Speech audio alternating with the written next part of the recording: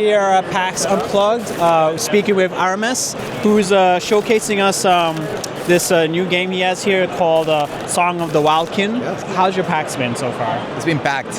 Packed. Non-stop playtest since morning to now. Yeah, it's been pretty fun. Yes, people seem to be enjoying the game. Yeah, we saw you play testing this with a few other people earlier. Yeah. So talk to us a bit about the concept behind this, how long it took for you to create this. Oh yeah, so the concept is this is a co-op adventure, and it's an adventure that has exploration and boss battles. And I wanted to make something that feels very collaborative and very cooperative. So it is designed so that you have to talk a lot with your playgroup. It is designed also that the bosses that you fight can be recruited into your party, so they become playable characters. So there's this whole theme about cooperation and being stronger together. And how long it took? It took about, I think a year from now. I've been working on this for about a year. And we started doing art production and some of the components about 6 months ago.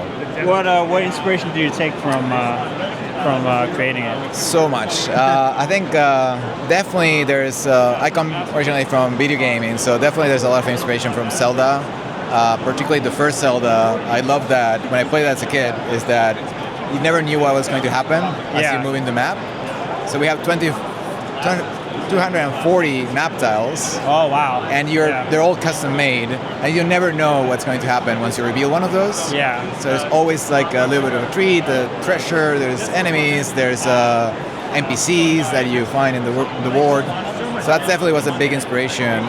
Then actually, Mega Man and my son combined were an inspiration as well, because in Mega Man when you beat the bosses, you get the power-ups. You get their power-ups, Yeah, and my son was playing a game with me and said, I want to play with the bosses. And I put that two and two together. It's like, oh yeah, we can do like the Mega Man thing, but I actually give you the character as a playable character. Yeah. So that's definitely there. And of course, in board games, so many board games have been an inspiration.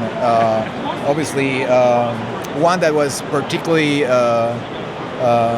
inspiring to me was something I played with my son called Core Quest, which is also, you have a dungeon in which you reveal the different maps. Yeah. And I always saw how my son was very happy about revealing that map card. And I remember Zelda, and I brought that together. So yeah, many inspirations from board games, video games, brought together here. Dark Souls is also an inspiration for this. Oh yeah. We're trying to. I can kind of see that too. So the boss battles definitely have that intensity that you get with Dark Souls. Yeah. But really, one of the biggest inspirations from Dark Souls is the notion that there's a much bigger world that is not being thrown at you. Yeah. So every item that you get in this game has a little bit of lore that expands the world, but you don't have to, engage with that if you don't want to. Yeah. So I love that, like the fact that everything you get in that game is kind of like, oh, even if you don't use that item, you still like getting that item because it told you more about the story of the world and the lore behind it. We have that too here. Yeah. Oh wow. I don't see that a lot in like tabletop games, like where you're kind of like this seems like more exploration type focus, there is that. Also, like you're like you can kind of roam on your own in a sense. I like that kind of a concept. So Nintendo and level design from Nintendo is very much an inspiration as well. Yeah. So there's a little bit of paths and options, but every level is designed with the intent of what Mario levels do, for example, is that they take one mechanic and they show that mechanic in different ways across a level, and then they're done and move on. Yeah. So there's like 9 chapters here, and every chapter has a few mechanics that are unique to that chapter, and they're showing up through your level exploration, and then you're done. Like they move on to another thing. So it's always a box of surprises. You're getting something new. Yeah.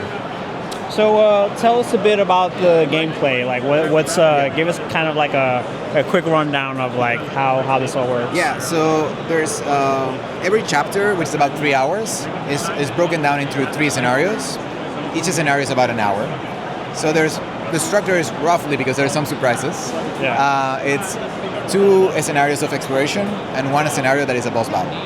So in the exploration, you're playing your abilities to go about the world, move, solve problems, deal with enemies, but you're progressing to a certain destination. And once you get to the boss battle, there's a little bit more intensity. The boss battles, the bosses here, they're not like normal enemies. They actually act the more you act. So if you're playing abilities that have higher cost or more powerful, the boss will act more often as a reaction to you. which is very much inspired by a game called Oathsworn. That basically changes the tone of the boss battles compared to the exploration. In a way, the exploration is about making yourself more powerful. You'll gain new items, you'll get treasure that makes you more powerful, you'll get, also you might lose health, so you want to conserve your health as you get to the boss battle. And once you get into the boss battle, it's the culmination of everything you've been learning so far in the chapter. Narratively as well, like for example, giving a little bit of spoilers, chapter 3 is about the Eightfold Empress, and you enter her kingdom, and you're hearing about this character all the way. Eventually you meet her, you get to fight her. If you defeat her, she resigns her role and becomes part of your party, because in her code she cannot be beneath, she needs to be beneath you because you beat her, right? So she joins your party as a warrior and she resigns her empress role. And you get that full story in 3 hours. And there's a new chapter later and it's a new thing, right? So oh wow. Yeah, because like I like how you kind of dice it up into chapters, and there's like a more in-depth feel to it. Yeah. But it's not like too time consuming, because you're kind of just moving forward as you're exploring, and then you get to the boss battle. I designed this with the intent of playing it with my son, who's 5. So I hope that he'll be able to play it roughly when he's 7. Yeah. Though we're aiming more like 9+, but he's my son, so he'll have to deal with it. Right. So we don't have normally we don't have 3 hours to play. Yeah. Right. So it's chunked into 1 hour sessions. Yeah. And if a game group wants to do a whole chapter, they can do so in 3 hours. Yeah. I used to be able to do that, so I know a lot of people can. Yeah. But you can do like 1 hour scenarios and get a complete experience.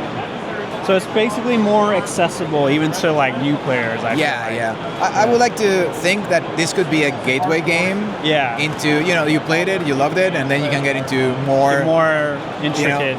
Exactly, or games that at least don't seem as accessible or welcoming as this one. We want it to feel very welcoming. There's a story mode. If you play in the story mode, a lot of the tension is removed, so you can just roam, as you said, and not worry about doing the scenarios in less than 7 rounds and things like that. Yeah, but there's also a challenge mode for those who are seeking it. Which part of this game do you like the most? Oh, there's a few things I'm the designer, so I need to be measured in how much I praise some of the things I love. But there's a few mechanics that in playtesting have resonated a lot with players. So one mechanic that has been a winner is the map reveal. As you move into an edge of the map, you reveal the next one, and people seem very excited to know what's being revealed. Yeah. So that's been, I think, it's worth having 240. Yeah, that makes sense. Yeah. It's a lot of effort to have 240 illustrated map cards. Yeah. But it seems to be worth it because people enjoy it. The other thing that people appreciate, and it's been like really cool to see, is like not the same PAX because we don't have time, but the playtesting groups that we have is unlocking the character that you beat as a boss. Everyone almost said, I want to play with that one. Yeah. So they like that. And there's one mechanic that is very silly, but I just enjoy it, is that, Where's Waldo? Yeah. So in every map, there's a fairy hidden. Oh. And if you are the player who sees the fairy first and gets adjacent to it and claims fairy, you get bonuses. Oh. So it's been very fun to see players say fairy and like. That's very Zelda, like. The surprise. That's, I like that. Yeah. So, how far in the process are you with this? Like, so the game is fully mapped out. Yeah. We've been playtesting mostly Act 1 right now. There's been more than 60 playtests. Art, we're going to do a lot of asset production, a lot of art, a lot of illustration. There's more than 200 illustration plus the 240 map cards. Yeah. So that's going to take a while. And that's where most of the focus is, plus playtesting. We're refining the game, making sure people have a lot of fun. It's meant to be a yes game, a game that, like if you have an idea, it will be great to mount that would-be's. You can do that. So we're trying to give people that feeling of, I had fun and I could do what I wanted to do in this world. Yeah. So we're fine-tuning all of that. Hopefully the next big milestone is in early January. We'll be sending Act 1 more produced with illustrations to a few families and a few playgroups to get their feedback. So we'll do blind play testing, so without me involved. And hopefully by the next PAX, we'll have the game so people can order it. So Okay. Yeah. Still a long road, but it seems like you guys are you're still, almost at that finish line with that game. Oh, doesn't feel that finished, but yeah. There's a lot. I mean, it seems to be like I like it so far. Yeah. Like I definitely like what I've seen. Well, thank you so much for your time. Thank you. Tell us more of how people can find out more about Song of the Wildkin and when they can expect more updates. If you go to songofthewildkin.com, you can either subscribe to our mailing list, or what's more valuable to us, join our Discord, or seek us out in Instagram or Facebook, because we're making this game for our fans and for people who like this kind of games. So if anyone has feedback or want to be involved with the playtesting, they can do so now. So that will be the best way to get involved. Awesome. Well, Aramis, thank you so much. Thank you so much. Such a pleasure. Make sure you guys check out Song of the Wildkin. Hopefully you guys can check it out real soon. We're going to have more videos for you guys real soon, so make sure you tune in. And we'll see you at the next video. Take care, guys.